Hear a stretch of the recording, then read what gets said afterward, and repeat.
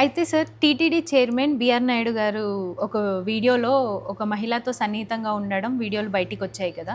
దీని గురించి మీరేమంటారు? బిఆర్ నాయుడు ఒక టీవీ ఛానల్‌కి హ్మ్. యజమాని. హ్మ్. ఆయనకి టీటీడీ బోర్డు చైర్మన్ పదవి ఇచ్చారు. ఆయన వివాదాస్పదమైనటువంటి ప్రకటనలు చేయడం, లేకపోతే లడ్డూ వ్యవహారంలో వైసీపీ నాయకుల్ని ఇరికించడానికి ఇటువంటి ప్రయత్నాలు చేస్తున్నాడు అనేటువంటి ఆరోపణలు నేపథ్యంలో లడ్డూది ఇంకా ఏమి తేలకముందే ఇప్పుడు ఈ వీడియో అనేటువంటిది వెలుగులోకి వచ్చింది.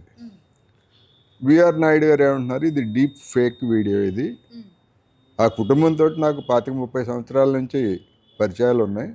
వాళ్ళు మా ఇంటికి వస్తారు, మేము వాళ్ళ ఇంటికి వెళ్తాము, అంతే తప్ప మాకేమీ అక్రమ సంబంధాలు కానీ అట్లాంటివి ఏమీ లేవు అని ఆయన చెప్తున్నాడు. ప్రత్యర్థులుగా ఉన్నటువంటి వాళ్ళు లేదు లేదు ఇది వాస్తవమే, ఆయనకు అటువంటి సంబంధాలు ఉన్నాయి, అటువంటి అనైతికమైనటువంటి వ్యక్తి తిరుమల తిరుపతి దేవస్థానం చైర్మన్గా ఉండటానికి అనర్హుడు, అందుకని ఆయన రాజీనామా చేయాలి, లేకపోతే ప్రభుత్వం ఆయన్ని తొలగించాలి అనేటువంటిది వైసీపీ వాళ్ళు చెప్తున్నారు.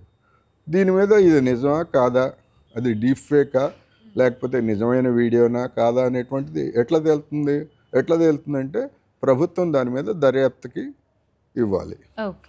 ఆ దర్యాప్తుకి ఇచ్చి దాన్ని ఫోరెన్సిక్ ల్యాబ్కి పంపిస్తే, మనం గతంలో అనేకం చూసాం కదా, ఆడియో టేపులు కావచ్చు, వీడియో టేపులు కావచ్చు, ఏదైనా ఉండేట్లయితే ప్రభుత్వం వాటిని చొరవ తీసుకొని దాన్ని చేయాలి.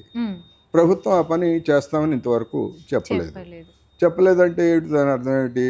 ప్రభుత్వానికి కూడా ఈ నిజమైన వీడియోలోనేమో అనే అనుమానం ప్రభుత్వంలో ఉందా అనుమానం. ఎందుకంటే దాని మీద తేల్చాల్సింది ప్రభుత్వమే కదా. అందుకని ప్రభుత్వం ఒక వైఖరి తీసుకుని దాన్ని టెస్ట్ చేసి నిజానిజాలను తెలియజేసేంత వరకు ఈ అనుమానాలు ఇవన్నీ కూడా కొనసాగుతూనే ఉంటాయి. ఇంకొకటి ఏమిటంటే, రాజకీయాల్లో ఉన్నటువంటి వాళ్ళ క్యారెక్టర్ గురించి కానీ లేదా వాళ్ళ యాక్టివిటీస్ గురించి కానీ మనం ఎవరికి పరిశుద్ధులు శుద్ధపూసలు అని సర్టిఫికెట్లు ఇవ్వాల్సినటువంటి అవసరం లేదు. ఎందుకంటే అనేక మంది భాగవతాలు చూసినప్పుడు వాళ్ళ వెనకాల అనేకమైనటువంటివి కనిపిస్తున్నాయి కనుక ఈ దశలో అలాగని చెప్పేసి నేరం చేశాడని కూడా మనం చెప్పడానికి లేదు. అందుకని ప్రభుత్వం దీని మీద ఒక స్పష్టత ఇవ్వాల్సినటువంటి అవసరం ఉంది. అయితే వైఎస్ఆర్సీపీ నేత చంద్రబాబు నాయుడు గారిని మీకు నిజంగా దైవభక్తి ఉంటే ఆయనని తొందరగా వెంటనే రాజీనామా చేయించాలి అని చెప్తున్నారు. ఇప్పుడు మొత్తం ఆంధ్రదేశంలోనూ దేశంలో కూడా ఉన్నటువంటి వాతావరణం ఏమిటంటే దైవభక్తి, సనాతనం, హిందుత్వం ఇది కదా నడుస్తూ ఉంది. అందుకని ఇటువంటి వాటిని సెంటిమెంట్ ఇప్పుడు లడ్డు కూడా అదే కదా, సెంటిమెంట్ని మనోభావాలు దెబ్బతీశారు, లడ్డూలో కల్తీ నెయ్యి ఇవన్నీ వచ్చినాయి కదా. అందుకని మూడు పార్టీల కూటమి ఎట్లాగైతే ఆ సెంటిమెంట్ను ఉపయోగించుకొని నేను పక్కా సనాతనం అని చెప్పేసి పవన్ కళ్యాణ్ గారు ఊగిపోయారు కదా, అప్పుడే విమర్శలు వచ్చినాయి. పక్కా సనాతని అన్నప్పుడు మరి 3 వివాహాలు ఏమిటి? సనాతన ధర్మం ప్రకారం అసలు ఒకసారి వివాహం చేసుకున్న తర్వాత ఇంక విడాకులు అనేటువంటివి ఉండవు. మీరు అవసరమైనప్పుడేమో సనాతనం అని చెప్తారు, విడాకుల దగ్గరికి వచ్చేసరికి చట్టాలని వినియోగించుకొని విడాకులు తీసుకున్నారనుకోండి.